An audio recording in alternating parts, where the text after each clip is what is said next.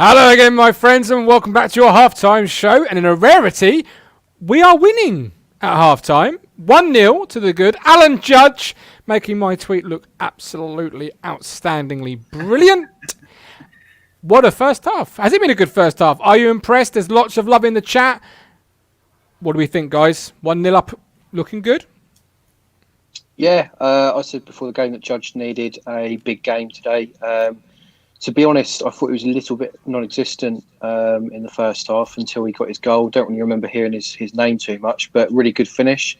I did actually think that he should have played it into, I think it was Parrot that was waiting for essentially what would be a tap-in, I suppose. But not a bad first half, lots of possession, but just need to sort of create those chances a bit more, I think. Absolutely. Ben, the goalkeeper seemed to go down in instalment plans. Yeah, I'm just trying to collect my thoughts on what I actually think of that half. I think Brenner said it really well at the end. He said, "Look, you leave 3 up, they'll keep 4 back. You know, take the pressure off us, give us an outlet." It's kind of what we've been screaming for with 4-4-2, isn't it? Keep players up on the top of the pitch, and the pressure will be on them. I think Holy for me is still playing this kind of thing where he's, every time he gets the ball, you can check your phone and wait 40 seconds because nothing's happening. And it was looking like it was going that way through the half. And yet after about 35 minutes, we just upped everything. Like we upped our tempo, whether those new players were trying to figure each other out or not. And they were just starting to get the gist of one another. I'm quite happy. Quite happy. Yeah, I am. Alan Judge is I tell you what, if he's going to score every single game to the end of the season, that's fine. That makes up for sort of months of missing. But there are times in the game where you're not quite sure what he's doing. Like there's a bad touch, a bad pass. I'm not quite sure what he's reading. And I said the moment Harrop comes fit, I can see him sort of sitting on the bench and watching the team like the rest of us. But if he's going to provide goals, I'll live with a bad touch. I'll live with a bad pass. I'll live with a bad read of the game. What's been really pleasing in that first half for me has been the amount of bodies we've got around our central striker. We've had Thomas, who hasn't looked great, but he's been around the central striker. Judge, obviously, for the goal. Sears. You can't say today, Mark, the striker is isolated.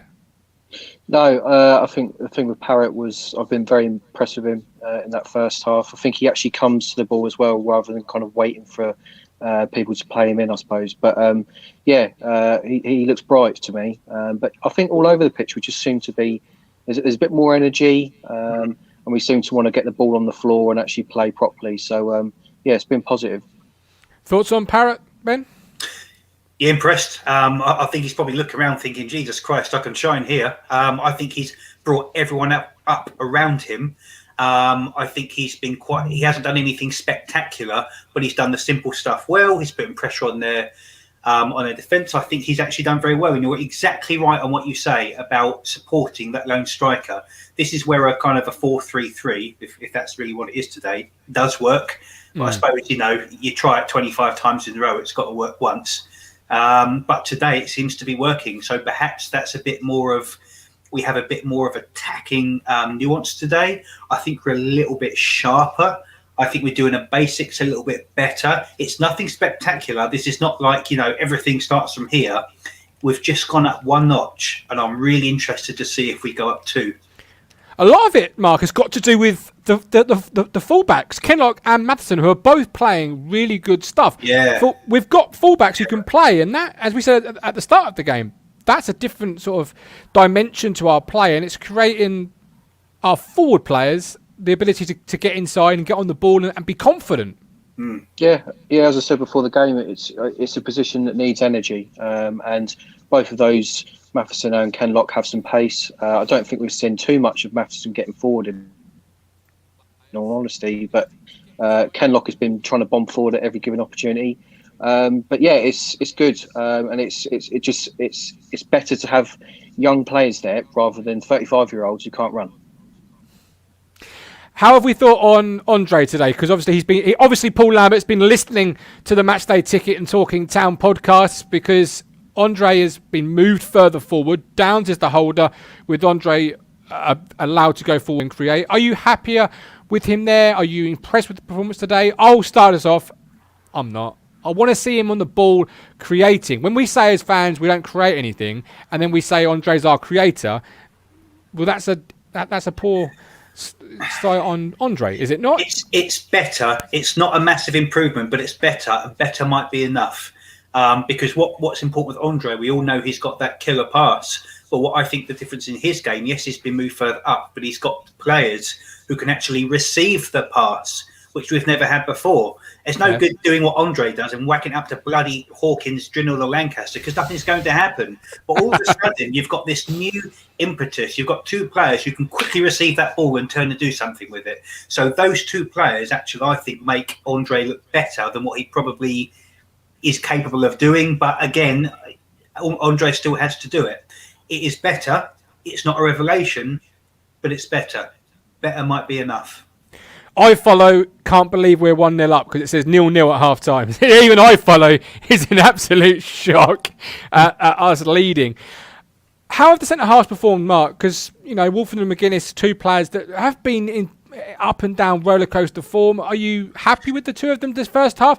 A comment in the chat says they've been shaky. Do you agree with that? Yeah, I completely agree with the fact that they've been shaky. It's the passing that sort of let them down in that first half. Stray passes going elsewhere. But yeah, I think Wolfenden has been suffering with a bit of form recently. McGuinness, a couple of mistakes here and there. But, they just need to play and they need to, solidify that partnership. And I think, to be honest, they're probably one of the best partnership we've got at centre-back. And I'd rather have them there than, say, an Enciala. Yeah, or a Chambers. Yeah. Amy Downs, love Amy Downs, but she couldn't believe Chambers was on the bench. I was like, she said why? I was like, he's not very good. That's why. There's the future, isn't it, Wolfenden? You can't. You'd have thought McGuinness has come to play, so you'd have to figure he's in the team regardless. And so Wolfenden is our best option, as Mark says, Ben. He's the future. The only reason we're not 1-0 down is because of McGuinness. I mean, if that's all he does all game, great, fantastic game, good on you. Go and have yourself a pint tonight. Wolfenden has looked a bit shaky. He looks better with a haircut. I'll tell you that much. I didn't know. I thought he'd been dropped just before the game when I saw him, but I thought that is actually him. How has he got it? That's what I want to know. Do you know what? I was looking at that Ipswich squad thinking there's a lot of haircuts there. One of them physio team, one of the physio lot has to be trained as a hairdresser at some point. That's probably why they're all getting injured. They're going too near him with blades or something. But Wolfenden, he's shaky today. And I like him. He's I don't know why, but I rate him. I like him. I think the more he plays, the better he's going to get. Maybe next season will be his season if he's still around. You'd have thought so with the current performance. What's the alternative? What, Chambers and Toto? Toto, the nuclear apocalypse, and Chambers, the old man. What's the alternative? So of the two shit options we've got, it's the less shit one of the two, in my opinion, anyway. It could have been so much better, though. It could have been 2-0. Do you think Sears' offside goal was offside? I don't think it was. That wasn't offside at all. I didn't think it was, no. I think the movement, of Thomas coming back took the distraction away from the linesman for a second, and I think he that's what caused the flag to go up. I think Thomas should have scored, though, with his effort. He should have at least put it into one of the top bins. But, a bit of a shame that didn't go in for him. Absolutely. Hawk says, new signing to the show, Mark Tuxford, 2-year deal. Absolutely, 2-year deal. He's on loan. If he impresses, we'll give him a contract. Curtis Yates, when Wilson is back, McGuinness and Wilson needs to be the partnership, in my opinion. So, as we wind down the halftime show, do we think we'll go on to win this game? That's normally the question. So, in that case, I'll change it. Do you think we'll hold on to the lead? Or do you feel Blackpool have got a goal in them? I think Blackpool probably should have scored in that first half, but I'm confident we can hold out and get the win because we desperately need it. That's the main thing. Absolutely, Ben. It's not a question of whether Blackpool have a goal in them. We have the ability to concede out of nothing, and if we don't do it, we'll do it ourselves. So it's more a question of what we do than what they do. I think we have the ability to go and win this, and I'd like to see another goal or two in the second half. Let's see what this little tiny incremental improvement does now. Yeah. What do you want to see in the second half? I want to see a goal from Parrot. I won't be totally in love with his performance until I get a goal because Drinan does hard work. Now, I'm not comparing Parrot and Drinan because I think they look a little bit different and everyone knows my opinion on Drinan. But I want a goal. I want a striker to score me a goal. You can look good. Yeah, I'm old-fashioned. I like my strikers to score goals. So that's what I want in the second half. What do you two want in the second half?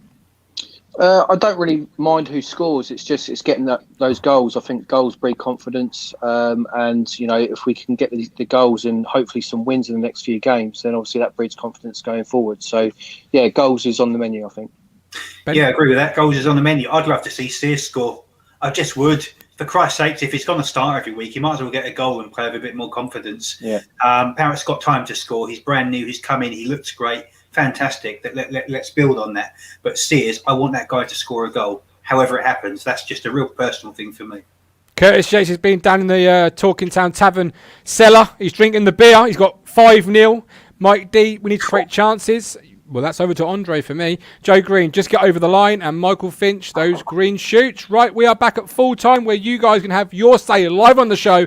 The link will be live. So get yourself on the full time show, win, lose or draw. And we'll see you all at full time with 3 points in the bag.